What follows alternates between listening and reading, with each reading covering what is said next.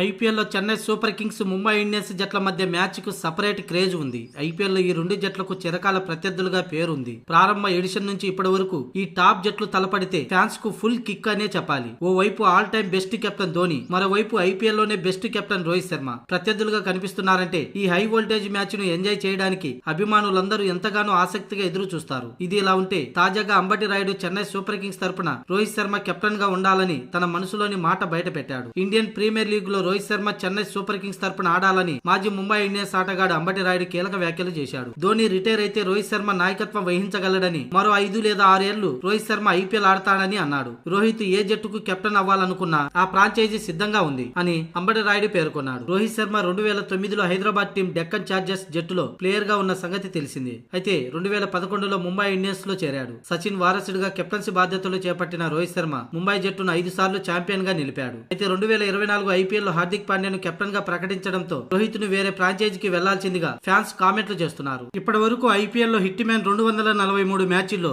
6211 పరుగులు, అలాగే ఒక సెంచరీ, 42 హాఫ్ సెంచరీలు ఉన్నాయి.